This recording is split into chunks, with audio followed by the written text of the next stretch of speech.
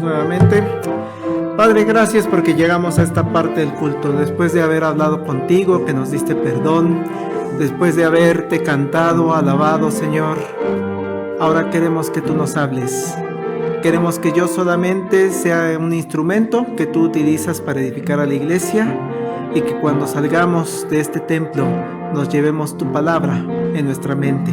Gracias, Señor, en el nombre de Jesús. Amén. Bueno, hemos estado meditando sobre las enseñanzas que Dios nos da a través del libro de Proverbios. Hoy es el tercer sermón sobre este libro. Nada nos faltaría uno. Estamos tomando ciertos capítulos que nos pueden ser guía para cuando queramos estudiar los demás capítulos. Y el día de hoy quisiera tomar como base de la predicación nuevamente una serie de proverbios. Recuerden, son frases cortas relacionadas mucho con Dios mismo. Hemos leído 9 versículos. Y vean qué interesante, en esos 9 versículos, en 8 de esos versos, menciona la palabra Jehová. Así de importante es Jehová en esta parte del libro de Proverbios. Y por lo tanto, lo que dicen esos 9 versículos, 8 de ellos con la palabra Jehová, significa que son de gran importancia para la vida de los creyentes en Dios. Y quisiera empezar partiendo de los 2 primeros versículos. Del hombre son las disposiciones del corazón, mas de Jehová es la respuesta de la lengua. Todos los caminos del hombre son limpios en su propia opinión, pero Jehová pesa los espíritus. Del hombre son las disposiciones del corazón. Lo que ocurre, hermanos, en ambos versículos, si ustedes se fijan, están compuestos de 2 partes. Están unidas esas 2 partes con lo que no sé si en gramática se le llame conjunciones o cómo se le llama, adverbios creo, que utilizan la palabra más sin acento o la palabra pero. Del hombre son las disposiciones del corazón, más, ahí está la unidad. De Jehová es la respuesta. Todos los caminos del hombre son limpios en su propia opinión, pero ahí está el punto de unión. Jehová pesa los espíritus. Son dos ideas. Ya en ambos versos que estamos comentando, gran parte del énfasis se da en la segunda parte. Pone como un antecedente la primera parte, pero la parte central de la idea es lo que viene después del más, después del pero. Esa es la parte que tiene en el fondo la verdadera enseñanza que Dios nos quiere dar. Pero para llegar a esa enseñanza hay que ver la primera parte. Y es que Dios nos da una posibilidad muy grande, hermanos, como seres humanos. Nos da la posibilidad de usar la razón. Cosa que un árbol no sé que tenga razón. Una planta. Es más, no hay un raciocinio en ninguna de las especies animales. No, pastor, mi perro sabe, aprenden por conductismo, sin embargo, no son cuestiones de raciocinio como los del ser humano. Y además esa razón nos permite llevar a tomar decisiones, a usar nuestra voluntad. Así que podemos tomar decisiones que sí tenemos voluntad. No somos títeres, no somos robots programados para que actuemos siempre igual. Pero es importante, hermanos, tener muy en claro ese término de voluntad. ¿A qué se refiere exactamente cuando hablamos de que tenemos como seres humanos la voluntad, la razón para tomar decisiones? Porque ustedes y yo, y no me van a dejar mentir, ¿verdad? Qué difícil es ser adulto. Porque nos la pasamos tomando decisiones durante todo el día, durante toda nuestra vida. Cuando somos niños, las decisiones las toma mamá, papá y ya somos felices. Cuando tenemos que decidir entre pagar la luz o el internet, tomamos decisiones. Pero también quiero enfatizar en que hay una diferencia entre ese tema que estamos hablando, de que podemos tomar decisiones durante un día, durante nuestra vida, pero se malinterpreta muchas de las veces porque metemos conceptos que pertenecen al orden religioso. Voy a decidir pagar el internet, forma parte de mi libre albedrío. A veces usamos esa palabra, libre albedrío, para decir, es esa libertad de tomar decisiones. O a veces nos ponemos, pastor, es que ¿para qué decidir si pago mi teléfono, pago el internet? Al final de cuentas todo está predestinado, ¿no? Todo ya está hecho lo que voy a hacer. Son conceptos, esos dos, libre albedrío y predestinación, que se confunden con esa parte de voluntad, de toma de decisiones. He escuchado en varias ocasiones, es que pastor, todo lo que ocurre en la vida es porque está predestinado. Ok.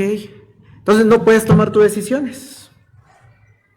Ya todo está decidido.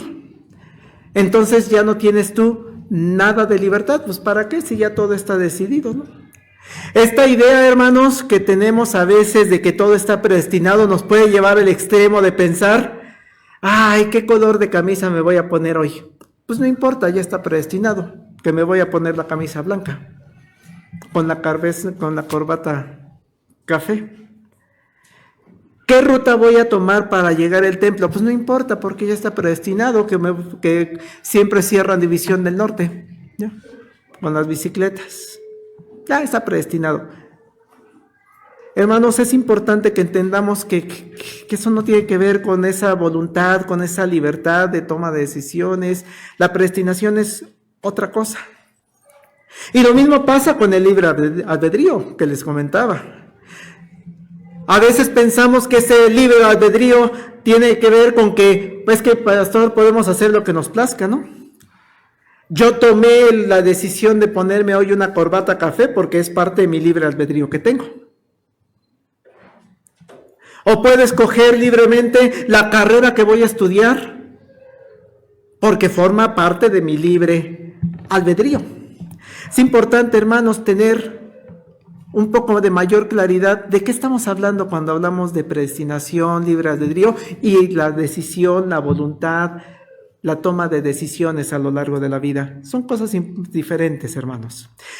El caso, por ejemplo, y muy brevemente, la palabra predestinación es utilizada en el ámbito religioso. Surge del ámbito teológico, del ámbito doctrinal.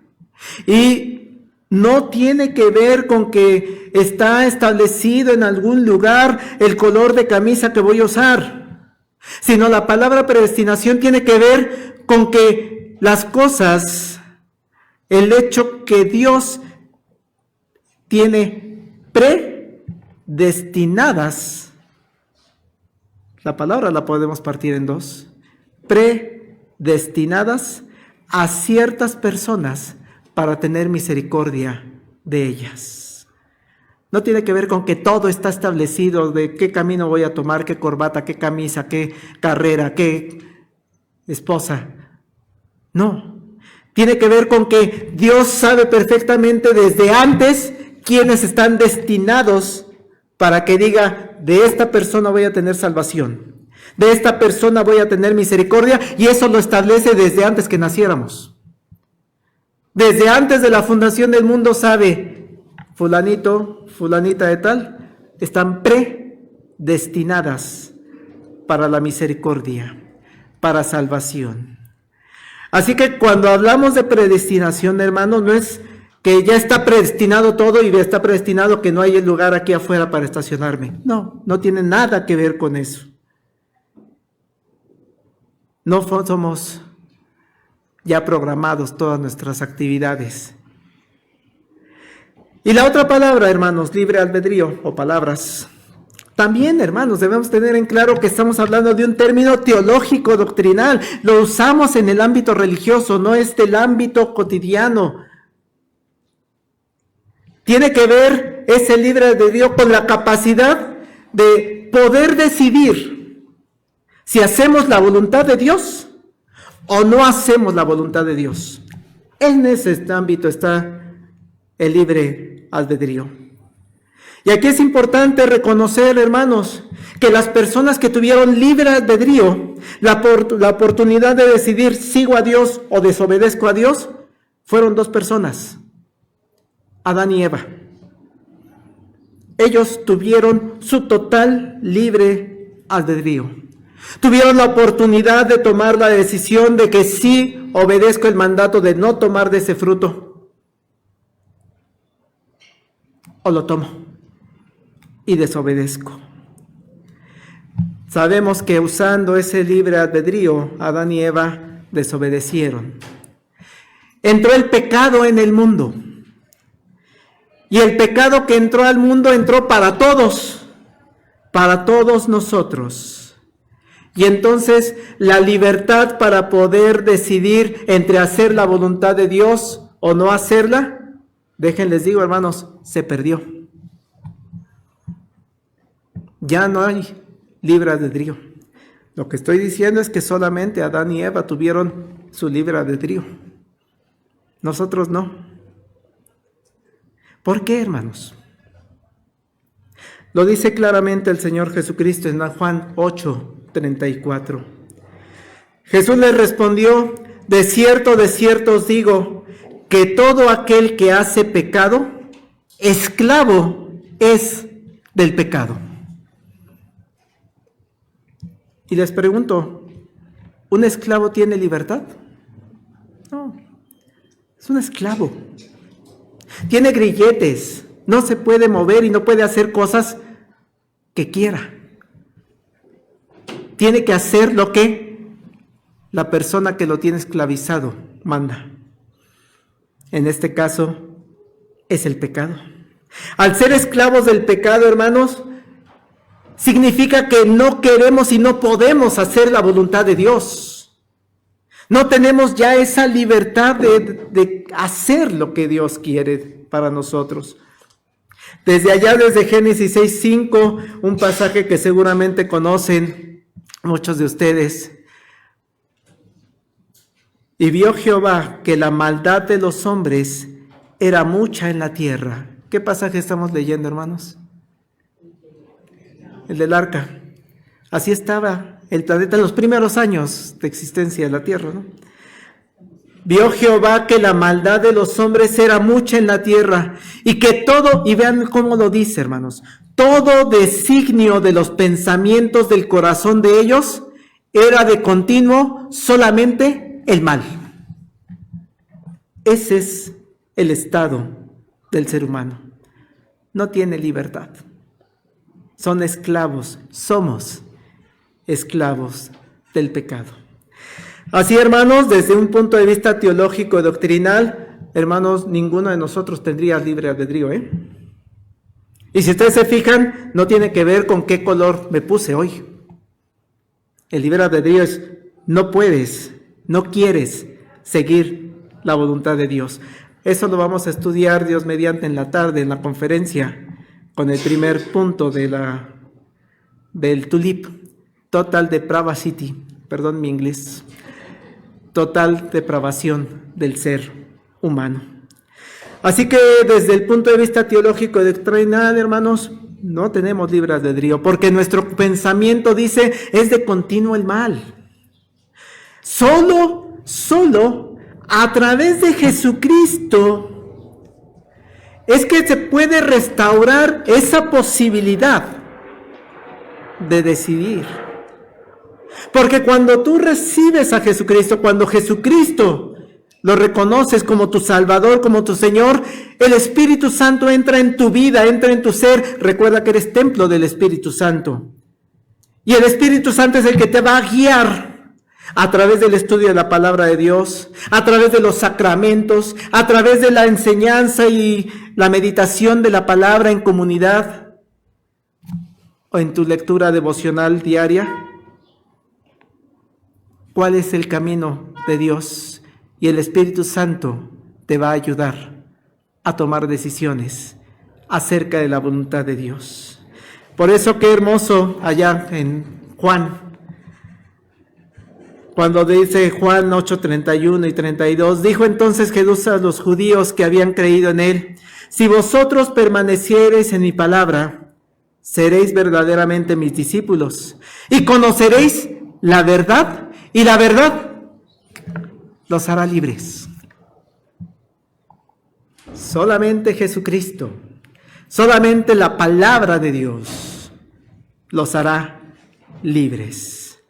Y dice más adelante en el verso 36, así que si el Hijo os libertare, seréis verdaderamente libres. Así, hermanos, el libre albedrío en el ámbito teológico y doctrinal tiene que ver con seguir la voluntad de Dios.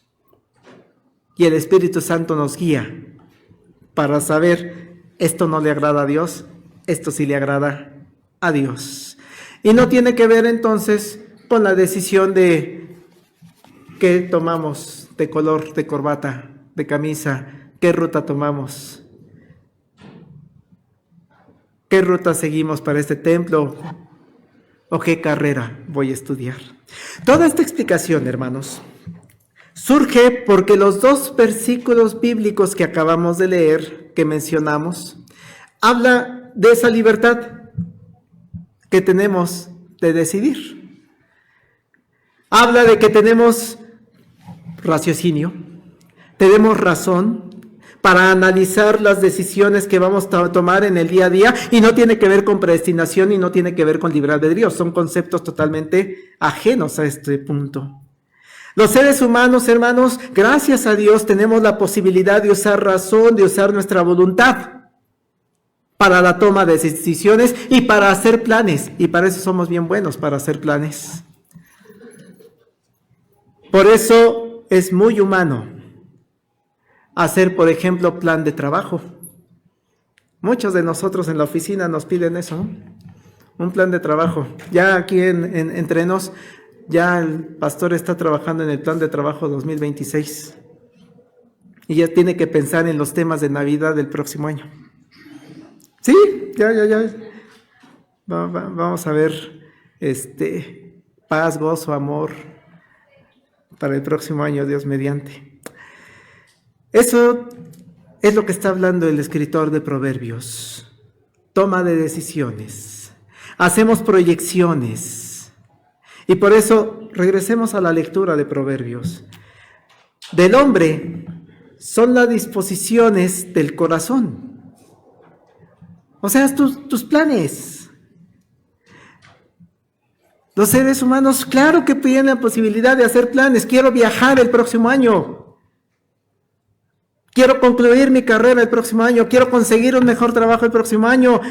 Sí, del hombre son las disposiciones del corazón. Dice en otras versiones este mismo pasaje, los planes son del hombre. El ser humano hacemos planes. Y me gusta mucho cómo traduce este versículo la traducción lenguaje actual. El hombre propone y Dios dispone. Si ustedes lo buscan en el lenguaje actual, así lo dice, tal cual. El hombre propone. Dios nos lleva a meditar en esta mañana y a recordar que podemos hacer planes, hermanos. Pero mucho cuidado, porque muchos de esos planes que podemos ir haciendo puede ser que estén fuera de los mandatos de Dios, que no tengan a Dios como el centro de nuestra vida. Puede ser que nuestro propio corazón, nuestra propia razón, nuestra propia libertad de voluntad de tomar decisiones, pensemos, es que sí es lo mejor para mí. Y Dios te diga, no es por ahí. El hombre propone y Dios dispone. Todo mundo, dice el versículo 2 en traducción lenguaje actual, todo el mundo cree hacer lo mejor, pero Dios juzga las intenciones. Él sí sabe cuál es el motivo por el cual estás haciendo ese plan. Así la primera enseñanza en esta mañana, hermanos, en este día, es que, hermana, hermano, sí puedes hacer planes. Dios nos dio esa libertad de tomar decisiones y no tiene que ver con predestinación, libre albedrío, sino porque sí puedes decidir qué corbata te pones, qué camisa te pones, qué color vas a usar, sí puedes decidir qué carrera, sí puedes decidir qué trabajo escoger, sí tienes ese poder de decisión. Nada más que cuídate de que estén de acuerdo a lo que Dios quiere, porque al final de cuentas Dios dispone y Dios juzga las intenciones. Por eso concluye el escritor sagrado con el versículo 3 esta parte. ¿Qué nos dice, hermanos? Para los que queremos hacer planes. Encomienda a Jehová tus obras y tus pensamientos serán afirmados. Así es como vas a hacer planes. Así es como vas a tomar decisiones. Encomienda a Jehová todo lo que vas a hacer. Que Él sea el centro de tu vida, de tus decisiones. Paso a una segunda parte, hermanos. Versículos 4 al 6. Todas las cosas ha hecho Jehová para sí mismo, y aún el impío para el día malo. Abominaciones a Jehová todo altivo de corazón, ciertamente no quedará impune. Con misericordia y verdad se corrige el pecado, y con el temor de Jehová los hombres se apartan del mal. Hermanos, Dios tiene un propósito para todas las cosas que ha creado. Como me acuerdo, seguramente algunos de ustedes también lo recuerdan, cuando nos enseñaban de memoria el catecismo infantil, y que se deben aprender las niñas y los niños. Aunque sean las primeras preguntas. Lamentablemente luchamos contra esa parte de memoria ya no, la nueva pedagogía marca de que memoria no. Pero sirve, hermanos. Bueno, yo considero que sirve. ¿Quién te creó? Dios. ¿Qué más ha creado Dios? Dios ha creado todo lo que existe. ¿Para qué te creó Dios? Para su gloria. Son las tres únicas que me sé, ¿eh? Hasta ahí llego, la verdad. Pero esa pregunta, ¿para qué te creó Dios? Para su gloria. Lo tengo desde los 4 o 5 años aquí adentro. ¿Para qué me creó Dios? Para la gloria de Él. Por eso estoy aquí en la vida. Por eso estoy aquí en el mundo. Para darle gloria a Dios. Para mostrar al mundo la gloria de Dios. Lo entendí muchos años después, me lo aprendí a los 4 o 5 años. Y hermanos, la creación, todo lo que hizo Dios, está hecha también para la gloria de Dios. ¿Qué dice el Salmo 19, hermanos? Los cielos cuentan la gloria de Dios. El firmamento anuncia la obra de sus manos. Toda la creación cuenta la gloria de Dios. Por eso es hermoso cuando salimos de esta ciudad y nos entretenemos viendo una plantita, una florecita, un pajarito, las gaviotas. Ya extraño estar en la playa, ¿no? Los creyentes en Dios también estamos llamados para la gloria de Dios. Vean por favor Isaías 43, y es así pido que lo leamos porque es un pasaje largo. Isaías 43, versículos 1 al 7.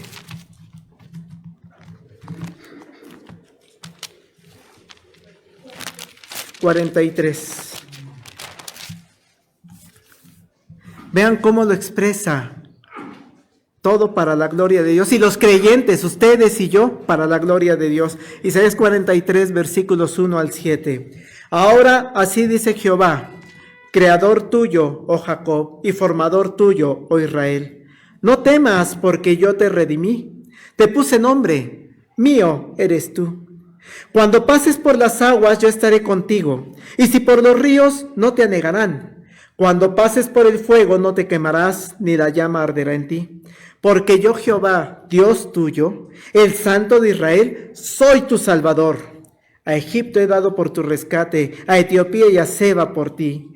Pero a mis ojos fuiste de gran estima, fuiste honorable y yo te amé. Daré pues hombres por ti y naciones por tu vida. No temas, porque yo estoy contigo. Del oriente traeré tu generación y del occidente te recogeré. Diré al norte, da acá, y al sur, no detengas. Trae de lejos mis hijos y mis hijas de los confines de la tierra. Verso 7. Todos los llamados de mi nombre, para gloria mía, los he creado, los formé y los hice. Está hablando de usted, hermanos. En el contexto está hablando del pueblo de Israel. Haciendo la hermenéutica, trayéndolo a nuestra época actual, está hablando de usted. Todos los llamados de mi nombre, para gloria mía, los he creado. ¿Para qué te creó Dios? Para su gloria. Todo lo que hacemos es para la gloria de Dios. Por eso también el apóstol Pablo dice, si comes, bebes o haces cualquier otra cosa, hacedlo todo para la gloria de Dios. Y así podemos ver, hermanos, que el pensamiento que nos da Proverbios, regresamos por favor a Proverbios 16, donde estábamos. Lo podemos entender ahora con mayor claridad cuando dice en el verso 4, todas las cosas ha hecho Jehová para sí mismo. Todas las cosas. Usted está hecho para Dios. Está hecha para Dios. Pero ahora también nos comenta el escritor sagrado.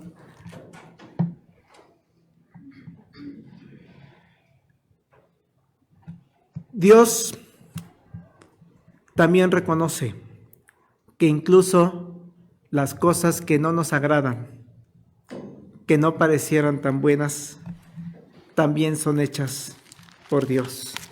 Dice Proverbios 16, todas las cosas ha hecho Jehová para sí mismo. Y la segunda parte, aún al impío para el día malo. Aún eso, hermanos. Y luego menciona hasta una palabra bastante dura. 5. Abominación. Es a Jehová todo altivo de corazón. Ciertamente no quedará impune. Está hablando, hermanos, que debemos tener en claro que Dios no es el creador del pecado, En esa libertad, no predestinación, no libre albedrío, sino es en esa libertad que somos esclavos del pecado. Son decisiones del ser humano, porque no podemos y no queremos seguir a Dios. Y Dios no es el creador del pecado y Dios no está de acuerdo con que ocurra el pecado. Pero en su soberanía, incluso las personas pecadoras, incluso la presencia del pecado en el mundo, forma parte del plan divino, del propósito de Dios. Vean, así lo dice Juan Calvino en su Institución de la Religión Cristiana. Se los leo textual, como lo menciona. Dice Calvino, nada sucede sino por la voluntad de Dios, y sin embargo, Dios no es el autor del pecado. Él usa incluso las acciones perversas de los hombres para cumplir sus fines justos. Sé que es difícil, hermanos, cuando nos toca a nosotros pasar por momentos difíciles. Lo que hemos visto en los últimos años, hermanos, en la guerra de Ucrania contra Rusia, Lo que hemos escuchado y hemos seguido, algunos muy de cerca, la violencia que hay entre Israel y Palestina y este grupo terrorista Hamás. Claro, hermanos, que también es de nuestro conocimiento, pastores, que también hay violencia en las escuelas. Lamentable, enormemente triste, indignante lo que ocurrió allá en CCH Sur. ¿O qué decir de la violencia que sabemos que ocurre en el interior de los hogares? Violencia, mucha de ellas, hacia las mujeres. Pensar que nada sucede, hermanos, sino por la voluntad de Dios. Yo sé que es doloroso, porque sé que quisiéramos que nada de eso pasara, hermanos. Y hermanos, una palabra de esperanza es que va a llegar un momento en que va a ser así. Un momento en que ya no va a haber guerra, un momento en el que ya no va a haber violencia, un momento en el que ya no va a haber asesinatos, un momento en el que ya no va a haber destrucción, desastres naturales y todo ese tipo de cosas. ¿Cuándo va a ocurrir eso? Cuando el Señor Jesucristo regrese por segunda ocasión. Cuando se instaure aquí ese reino de justicia. Y algo hermoso, hermanos, es que en ese reino ya no va a haber pecado, ya no va a haber maldad. Esa es la promesa y esa es la esperanza que tenemos. No más llanto, no más lloro ni crujir de dientes, no más desesperanza. Es un mundo hermoso. Pero Cristo todavía no viene. Mientras estamos aquí, en lo que Cristo regresa, pues debemos ser conscientes que existen cosas buenas y también existen cosas malas. Y el escritor sagrado de Proverbios nos dice, es que, ¿qué crees? Las cosas malas, las personas malas que están en el mundo, ¿qué crees? También forman parte de la gloria de Dios. También forma parte de sus planes, de su voluntad.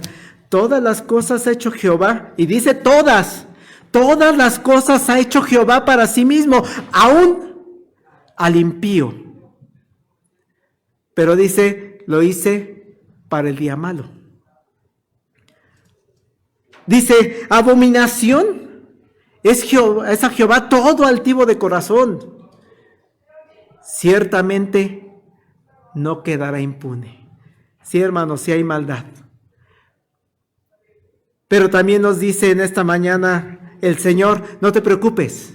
Aunque existe la maldad, aunque existen personas malas, van a tener su paga.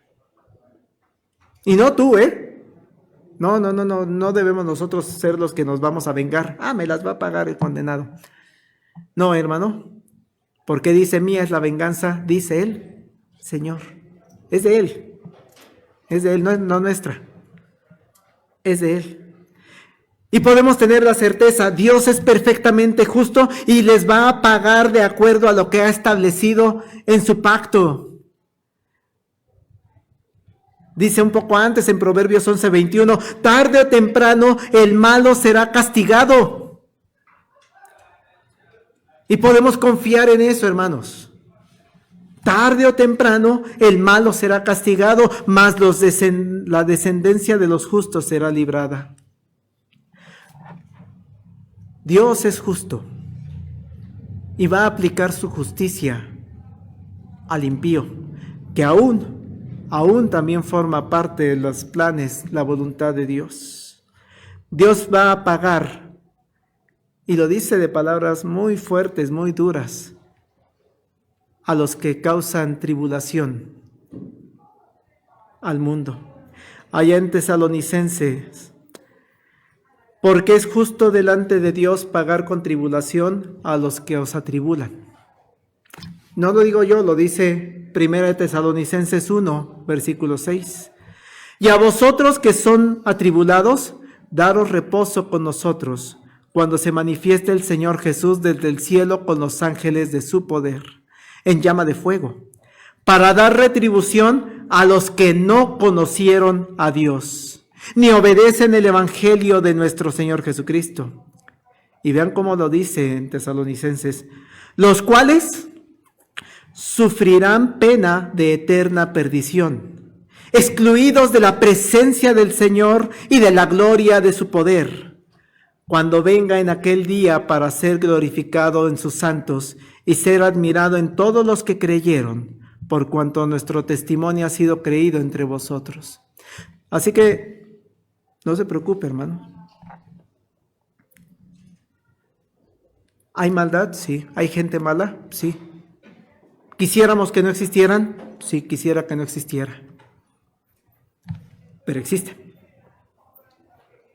Y no escapan de la voluntad de Dios.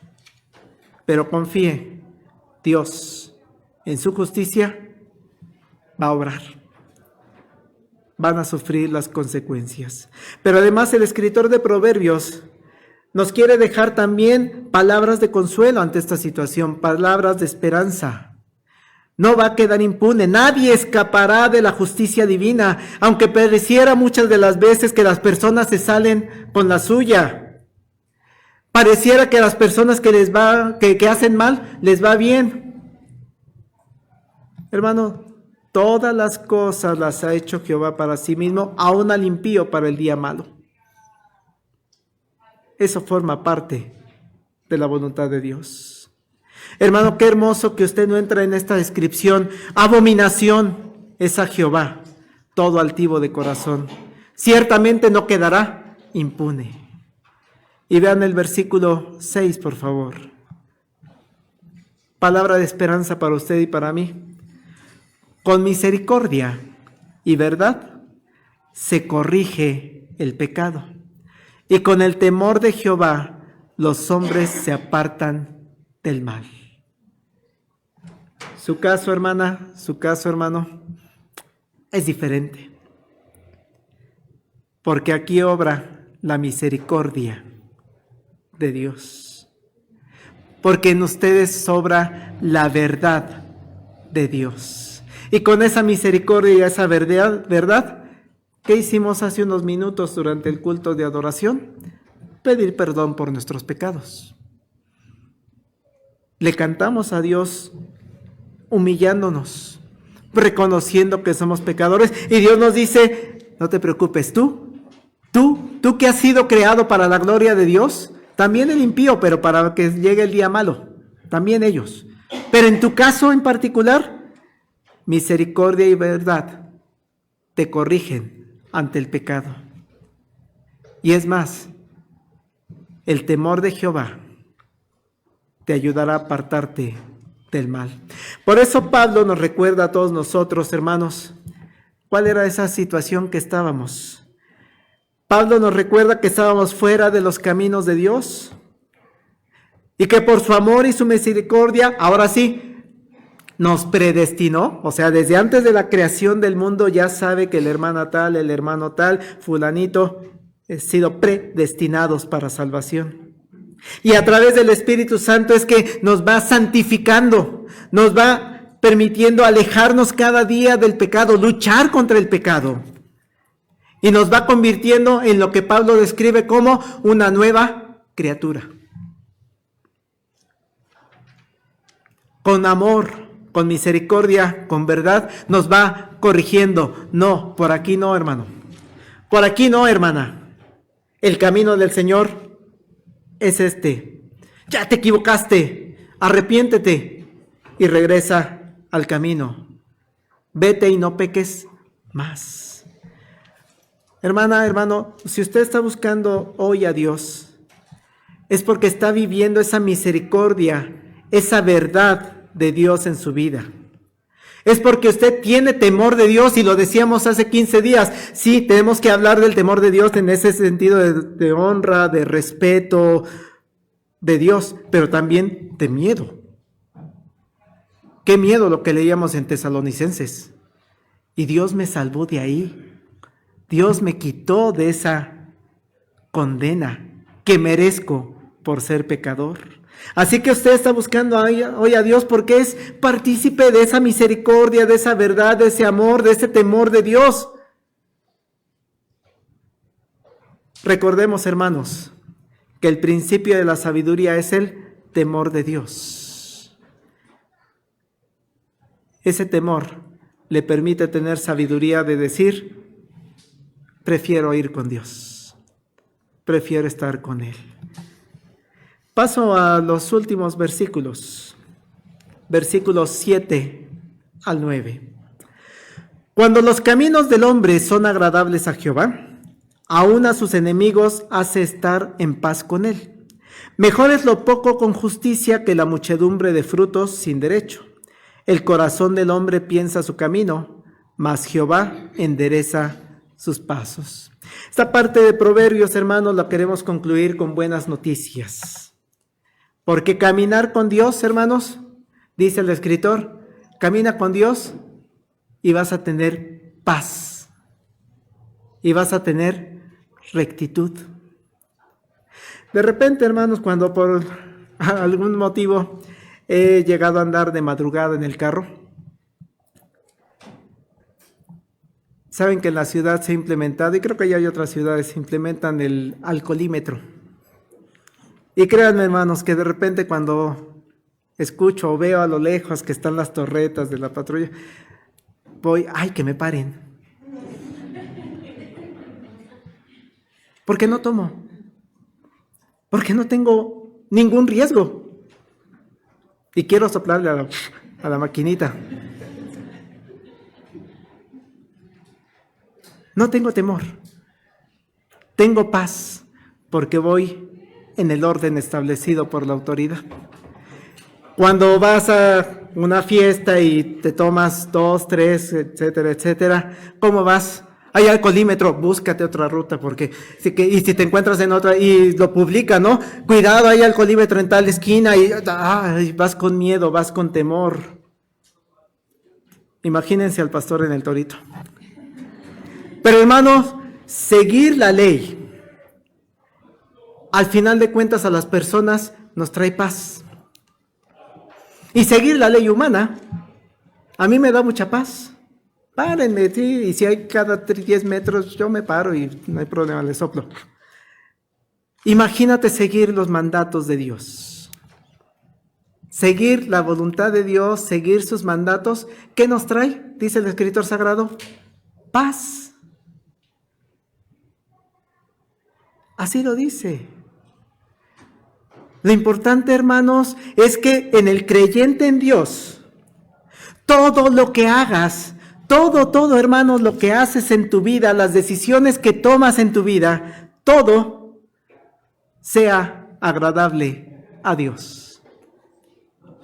Que toda tu conducta, y por eso así lo titulábamos, sobre nuestra conducta.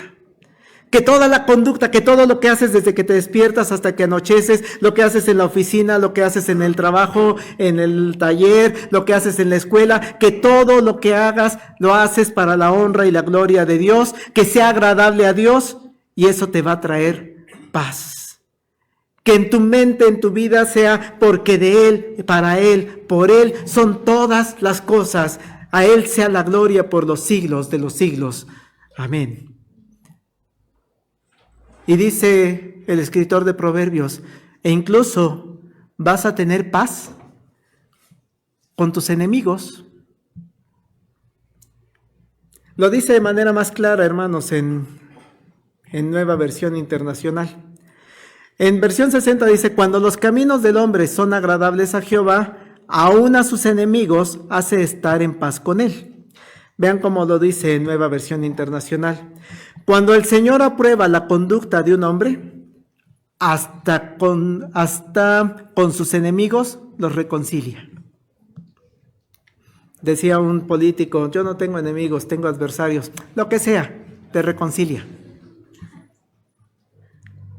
Yo sé, hermanos, que muchos de nosotros tenemos problemas, que si con nuestros vecinos, con nuestras compañeras de oficina, del trabajo, de la escuela. Sé que muchos de nosotros, nuestro jefe nos hace hacer berrinches. O ya llegó tal cliente y yo sé que ese cliente es bien difícil. Tenemos adversarios, enemigos en muchas personas. Pero Proverbios nos dice, no te preocupes. Haz las cosas que Dios te manda. Pon los planes de Dios primero. Y eso te va a traer paz. La conducta, hermanos, de los creyentes en Dios debe ser una total obediencia a Dios.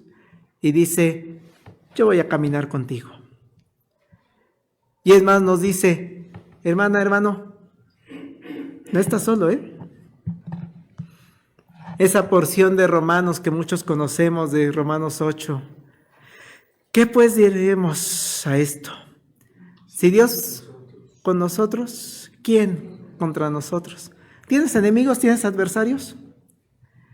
El abogado, la abogada te están haciendo chanchullo, te están haciendo fraude. ¿Quién contra nosotros? El que no escatimó ni a su propio Hijo, sino que lo entregó por todos nosotros, ¿cómo no nos dará también con Él todas las cosas? Ese eres tú para Dios. El que dio a su propio Hijo, te ama y te va a dar todas las cosas. ¿Quién acusará a los escogidos de Dios? Pues Dios es el que te justifica. El pensamiento del ser humano, ¿qué? Dios es el que justifica. ¿Quién es el que condenará? Pues Cristo es el que murió, más aún, también resucitó. Y el que además está a la diestra de Dios, el que también intercede por nosotros. Tienes a Dios. ¿Quién nos separará del amor de Cristo? Y vean la lista, y lo conocemos muchos, hermanos. Tribulación, angustia, persecución, hambre, desnudez, peligro, espada. Como está escrito, por causa de ti somos muertos todo el tiempo, somos contados como ovejas de matadero.